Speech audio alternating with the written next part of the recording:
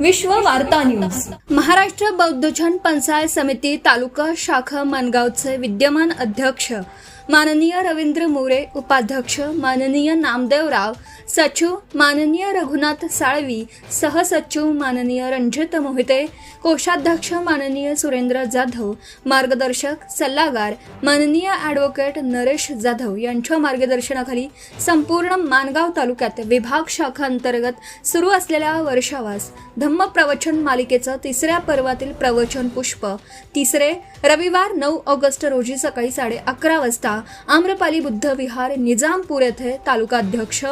माननीय रवींद्र मोरे यांच्या अध्यक्षतेखाली प्रवचनकार माननीय अरविंद मोरे यांचे कर्मसिद्धांत आणि मानवी जीवन या विषयावर धम्म प्रवचन कार्यक्रम निजामपूर स्थानिक मुंबई भावकी आम्रपाली महिला मंडळ निजामपूर विभाग पदाधिकारी तालुका शाखा पदाधिकारी तालुक्यातील मान्यवर यांच्या उपस्थितीत मंगलमय वातावरणात मोठ्या उत्साहात संपन्न झाला। सदर कार्यक्रमाची सुरुवात आदर्शांच्या प्रतिमांना पुष्पमाला अर्पण करून बौद्धाचार्य दीपक शिर्के यांच्या मंगलमय संस्कार वाणीतून बुद्ध वंदना त्रिशरण पंचशील ग्रहण करून करण्यात आली। त्यानंतर उपस्थित मान्यवरांचे स्वागत व अध्यक्षांचे मनोगत आणि त्यानंतर प्रवचनकार माननीय अरविंद मोरे यांनी उपस्थितांना कर्मसिद्धांत आणि मानवी जीवन या विषयावर धम्म प्रवचन दिला।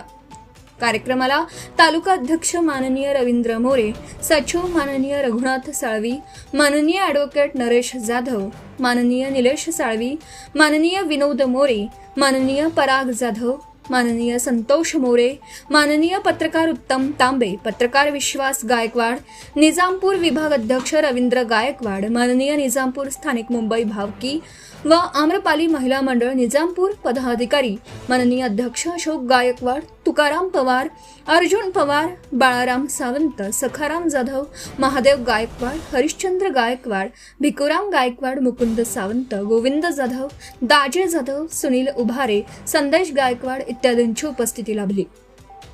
धम्म प्रवचन झाल्यानंतर सर्वांनी स्नेह भोजनाचा आस्वाद घेतला आणि त्यानंतर सदर कार्यक्रमाची सांगता करण्यात आली। आपण पाहतोय नव्हे तर आपण प्रत्येक जण या तंत्रज्ञानाच्या युगात आपण जगत आहोत आणि हे तंत्रज्ञान आपण अनुभवत आहोत आणि या तंत्रज्ञानाच्या अतिवापराने किंवा या तंत्रज्ञानाच्या प्रगतीमुळे माणसाचं जीवन जे आहे आजचं हे अत्यंत